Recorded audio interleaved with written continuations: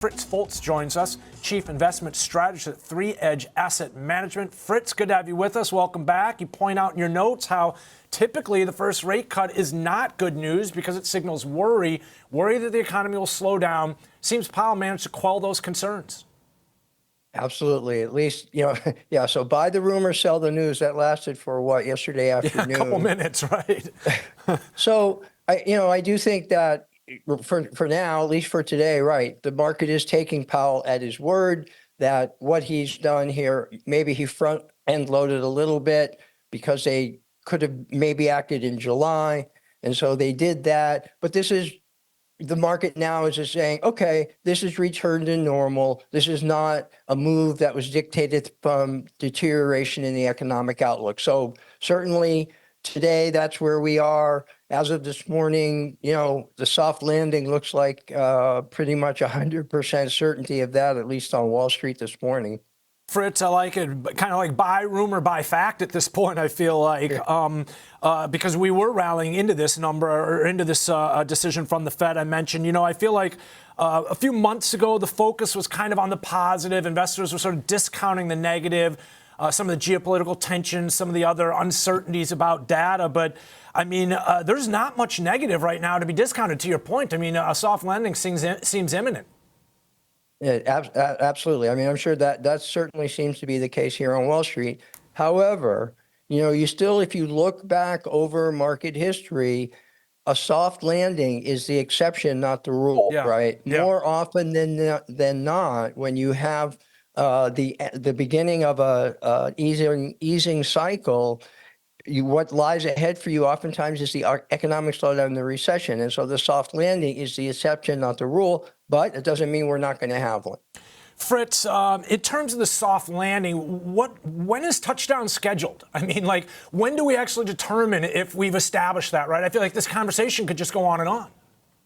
I agree with, I agree with you. And it feels like that. It feels like, people say, well, the Fed is data dependent, investors are data, everybody is data dependent, and the data keeps coming out. Yeah. And so we feel like we're stuck and not able to really step back and have a clear vision in terms of where we're going in the future. So it is a difficult period, and it could go either way. And the way we look at the market, we certainly feel like that. You keep coming up to these inflection points where things could tip in either direction. This morning, obviously, they're tipping to the positive. Yeah, for sure.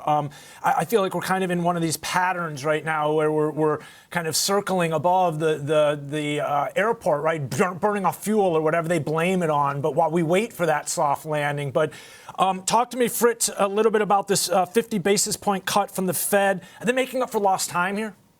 Yeah, I think so. I think the consensus is that in hindsight, they would have been better off, and they probably would agree with that starting in July. So they were a little bit behind the curve. Yeah. And, we saw the labor market starting to soften. That probably freaked them out, technical term, a little bit, because that came out after the meeting. And so I think, that's what they were thinking. Like, okay, instead of 25, we'll do 50. That'll make up for having waited too long in July. Fritz, does 50 offer Powell a kind of a Greenspan-esque environment where if inflation would start to rear its ugly head again, they could actually raise rates a quarter right now and kind of rewrite where we would have been had they taken a less aggressive approach?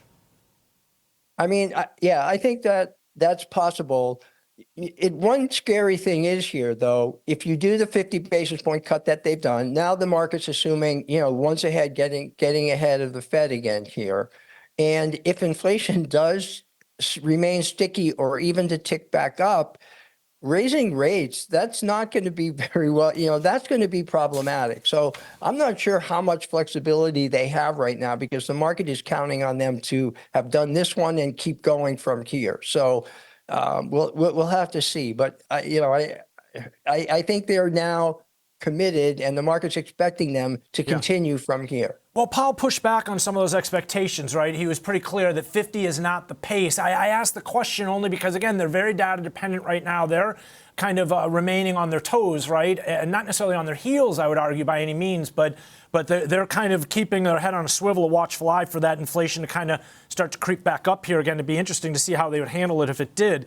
Talk to me, Fritz. In your notes, you mentioned that the rate cut's going to help troubled companies. We talked a little bit about how it's going to help some of these small caps, right? The regional banks. We're seeing that today. We're nearing 2,300 in the Russell futures, with lots of them short-term debt that needed to be refinanced, so loans as well as less well-off consumers struggling with credit card payments and auto loans. It's going to help there as well. Absolutely. I mean, people have really been suffering from these rates, which have been higher for much longer than anybody anticipated. Those consumers are really suffering, and these smaller companies, are having to refinance at these much higher rates. So it is going to be relief in the real economy in many different places. So that does augur well for the economy and the market going forward. One thing that we have seen in here is gold continue to rally, right? So that's been something that we've been long gold, and I think it reached another record high this morning. So that's a way to be diversified, but still benefit and participate in the rally. It did. 26, 20, 50. That gold rally has been insane. We're going to talk about that in a minute in the next block. But just real quick, we've seen the dollar, which kind of came under pressure into the Fed meeting, recovered a bit, back off those year low prints. Still kind of struggling here around this 100 level, just off it. As we start to see a little bit of a bounce. But yields also starting to get a little bit of a lift here, Fritz. What are you watching with the 10-year right now? Right around this 3.75 level again, or just shy thereof, 3.71.